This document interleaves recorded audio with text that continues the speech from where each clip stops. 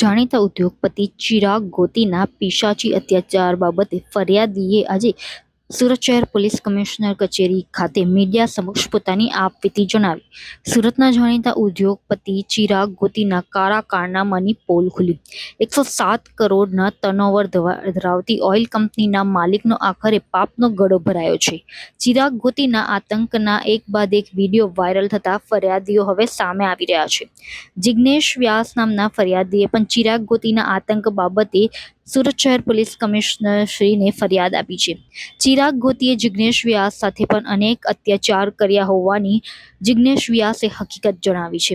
જિગ્નેશ વ્યાસ સહિત અન્ય ફરિયાદીઓ પણ ફરિયાદ આપવા સુરત શહેર પોલીસ કમિશનર કચેરી પહોંચ્યા હતા.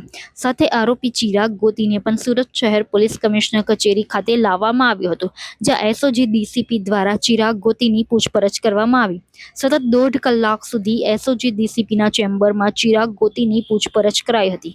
જિગ્નેશ વ્યાસ પાસેથી ચિરાગ ગોતીએ 23 કરોડ જેટલી રકમ પડાવી હોવાની જિગ્નેશે હકીકત જણાવી છે. જિગ્નેશે હિતેશ મકવાણા પાસેથી લીધેલ ડાયમંડના માલ પેટે સિક્યોરિટી તરીકે પ્લોટ આપ્યા હતા, જેમાં ચિરાગ ગોતીએ વચેટિયા તરીકે ઘૂસી માર મારીને જિગ્નેશ પાસેથી અન્ય પ્લોટ પણ લખાવી લીધા હોવાની જિગ્નેશે હકીકત જણાવી છે. જિગ્નેશ વ્યાસ રડતા રડતા માફી માંગી રહ્યા હતા, તેમ છતાં ચિરાગે તેને તમાચા માર્યા હતા, જેનો સમગ્ર ઘટનાક્રમના વિડીયો સોશિયલ મીડિયામાં વાયરલ થયા હતા.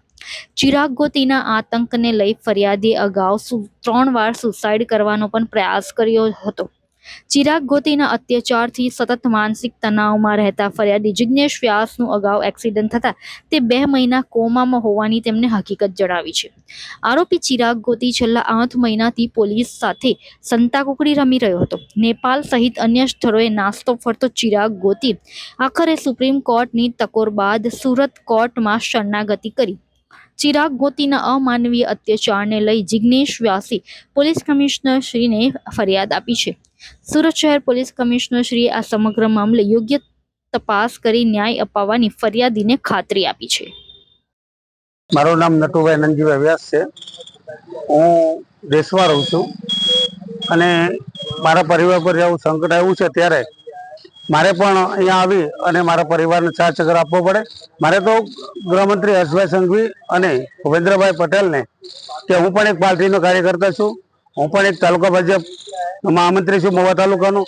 તો મારા પરિવાર ઉપર જે સંકટ આવ્યું છે તેમાં અમને ન્યાય અપાવે અને જે કાંઈ હોય, જે કોઈ ગુનેગાર હોય તેમને સજા મળે અને મારા પરિવારને ન્યાય મળે એટલી મારી ખાસ વિનંતી છે. કારણ કે મારું આજે સુરત આવેલો છું.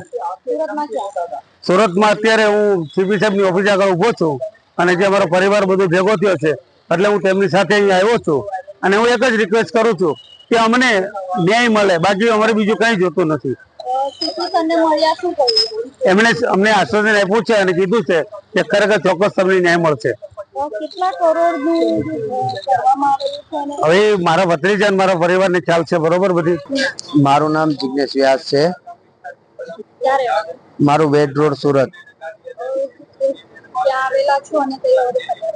આ મારી જે પ્રોપર્ટીઓ, રૂપિયા, દર, દાગીના અને જે આ વ્યાજના ચક્કરમાં, ગુંડાઓના ચક્કરમાં જે ફસાયેલો છું અને જે હવાલા કાંડમાં મેં જે દિવસો કાપેલા છે એની ફરિયાદ હું સીપી સાહેબને આપવા આવેલો છું.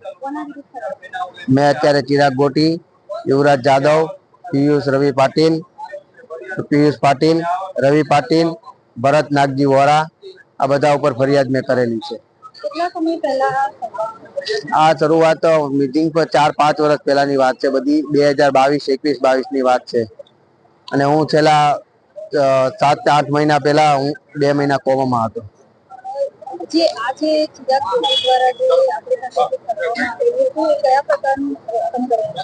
એ બહુ ગેરવર્તણૂક છે. જે આજ પોલીસ બી આવું વર્તન નથી કરતી જેવું વર્તન એનું છે. માર મારતા હતા, કપડા કાઢીને મારતા હતા અને દાદાગીરી તો એવી કરતા કે તું પોલીસના બાપ પાસે જાતો એ મારા ખીચામાં છે, કોઈ મારું કાંઈ નહીં ઉખાડી. પોલિટિકલ સપોર્ટમાં એને બહુ ઉપર લગ છે અને બધાની ગેમ બનાવીને એ તો એની માટે ખાલી રમકડા બરાબર છે. આજે કમિશનર કચેરી આવેલા છો, શું ફરિયાદ આપી છે?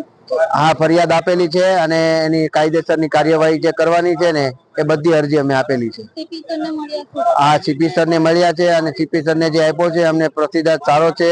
એમને કીધું છે કે તમને ન્યાય મળશે, જે હશે એ અમે પૂરી તાકાત અને ઈમાનદારી જે અમારા આ લેવલથી કામ થશે એ અમે તમને ન્યાય અપાવીને રહેશું.